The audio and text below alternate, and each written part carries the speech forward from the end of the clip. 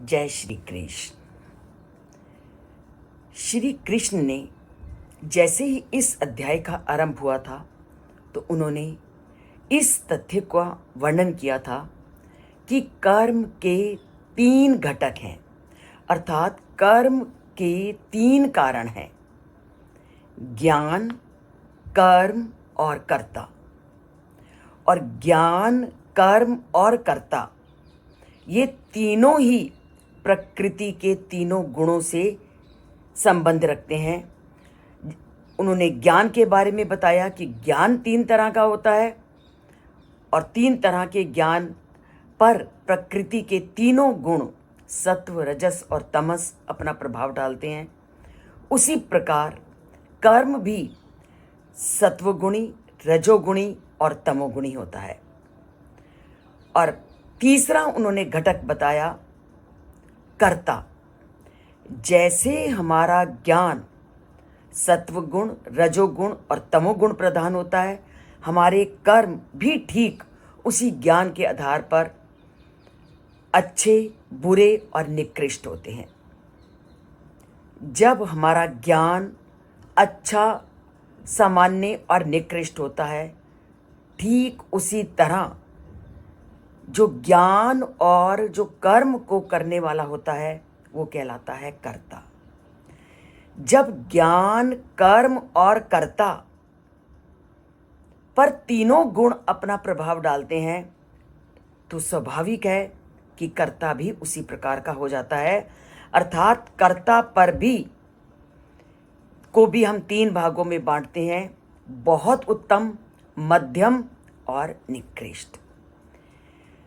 तो जिस तरह श्री कृष्ण ने ज्ञान के 3 रूपों का वर्णन किया, कर्म के 3 रूपों का वर्णन किया, उसी तरह वो कर्ता अर्थात जो ज्ञान और कर्म को करने वाला है, अर्थात जो ज्ञान से युक्त है और जो कर्म को करने वाला है कर्ता, वो भी 3 प्रकृति के तीनों गुणों से प्रभावित होता है। और प्रकृति के अगर उसमें सत्व गुण की अधिकता होती है तो वो कैसा होता है, रजोगुण की अधिकता होती है तो वो कैसा होता है, और तमोगुण की अधिकता होती है तो वह व्यक्ति कैसा होता है।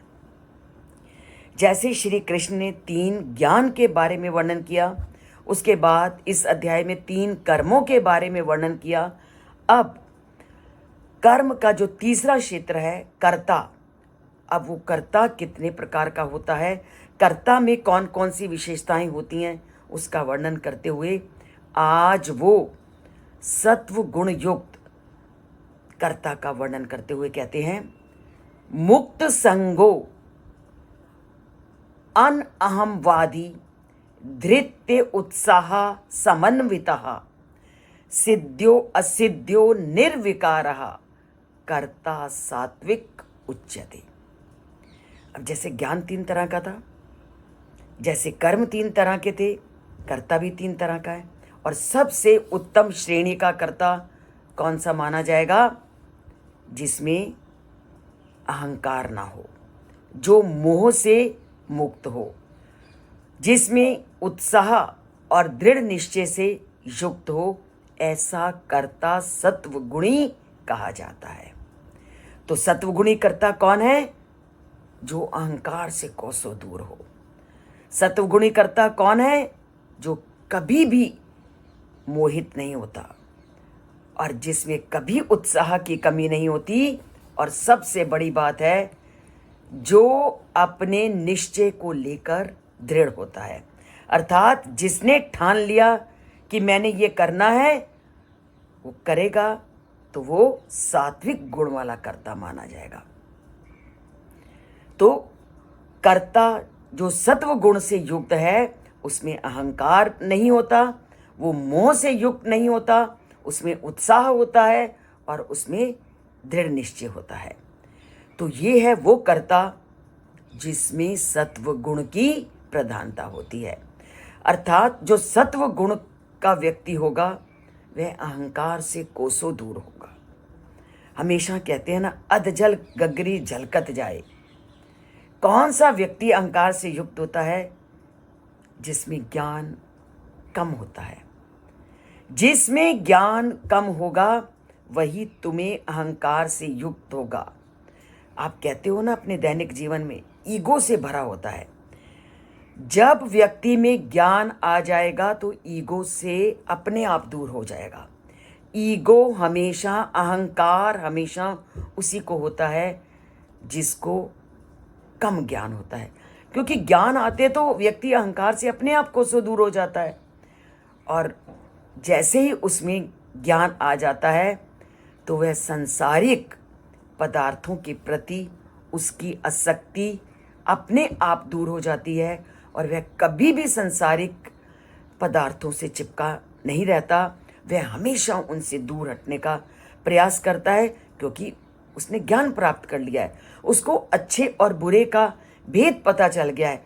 उसको पता चल गया है कि कौन उसको बांधने वाले हैं और कौन उसको उस परमात्मा से जोड़ने वाले हैं और कौन से तत्व उसको उस परमात्मा से उसका नाता तोड़ने वाले हैं। तो वह कभी भी आसक्ति के पदार्थों से वो चिपक कर नहीं रहता। वह ये विश्वास करता है कि संसारिक पदार्थ आत्मा को कभी भी तृप्त नहीं कर सकते। उसे इस बात का अच्छी तरह से ज्ञान हो जाता है कि जितने भी ये सांसारिक पदार्थ हैं वो आत्मा को बंधन में डालने वाले हैं, आत्मा को मुक्त नहीं करते।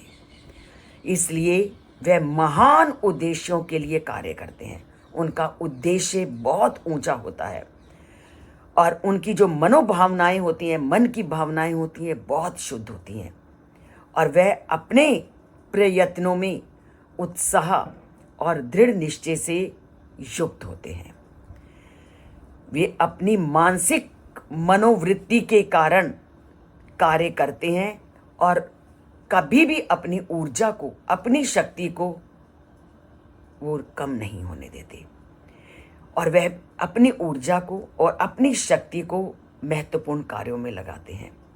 और अगर हम अपने आसपास भी देखें, तुम बहुत पुराने समय में मत जाओ, अगर अपने आसपास भी देखो तो ऐसे गुणों से युक्त व्यक्ति तुम्हें आज भी मिलेंगे। किसने नहीं सुना अब्दुल कलाम महोदय का नाम, जिसमें ये जितने भी गुण मैंने अभी गिनवाए उस सारे के सारे गुण उनमें थे। अहंकार से वो कोसों दूर थे, मोह से पूरी तरह से मुक्त थे, उत्साह उनमें कूट कूट के भरा हुआ था और दृढ़ निश्चय था। तभी तो इतनी बड़े पद पर वो आसीन हुए और इतनी बड़ी उन्होंने उपलब्धियों को प्राप्त किया। उपलब्धियों को प्राप्त करना है तो आपको उत्साह और दृढ़ निश्चय को जीवन में अपनाना है। मदर टेरेसा का नाम किसने नहीं सुना, वो भी इन गुणों से युक्त थी। अब्दुल कलाम जी इन गुणों से युक्त थे। नेल्सन मंडेला इन गुणों से युक्त थे। चाहे हम देशी भूमि लें या विदेशी भूमि लें, आपको ऐसे बहुत से लोग मिलेंगे जो इन सात्विक गुणों से युक्त होते हैं, अहंकार से मुक्त होते हैं, मोह से मुक्त होते हैं, उत्साह और दृढ़ निश्चय से युक्त होते हैं। सबसे ज़रूरी है अपने अंदर दृढ़ निश्चय को लाना और उत्साह को बनाए रखना।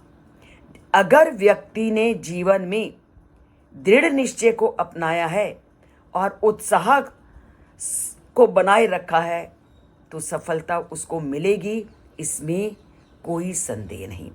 जिसने भी अपने लक्ष्य को पाया है जीवन में, उसने उत्साह और दृढ़ निश्चय को जीवन में अपनाया है। और दूसरा, जब उत्साह और दृढ़ निश्चय से सफलता को प्राप्त करो तो उस समय अहंकार से कोसों दूर रहो। आपने दृढ़ निश्चय से अपने लक्ष्य को प्राप्त कर लिया और लक्ष्य को प्राप्त करके अगर उस ज्ञान को, उस लक्ष्य को संभाल नहीं पाए, तब भी आपके द्वारा प्राप्त किया गया वो जो लक्ष्य है पूरी तरह से व्यर्थ है।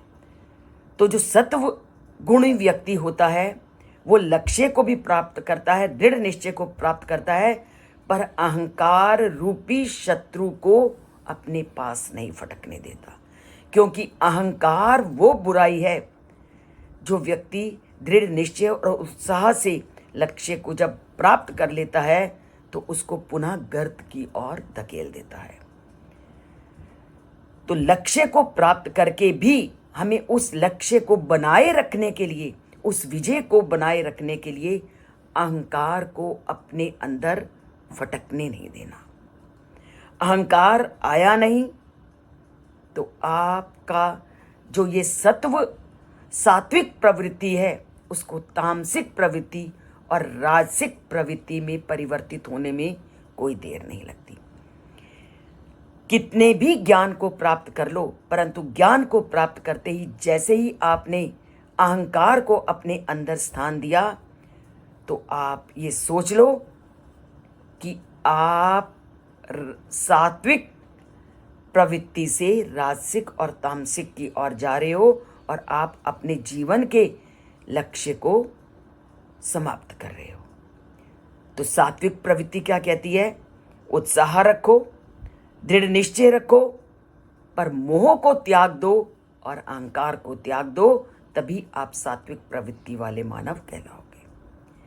तो श्री कृष्ण के अनुसार सात्विक गुण वह गुण है जो व्यक्ति को अहंकार से दूर करता है और मोह से मुक्त करता है, तभी वो परमात्मा से अपना नाता जोड़ता है।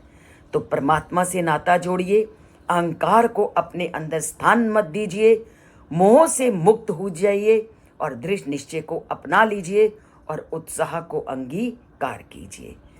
तो इन सब चीज़ों को अपनाते हैं, श्री कृष्ण के साथ नाता जोड़ते हैं। और चैनल से नहीं जुड़े तो आज से एक बार चैनल को सब्सक्राइब करके चैनल से जुड़ते हैं।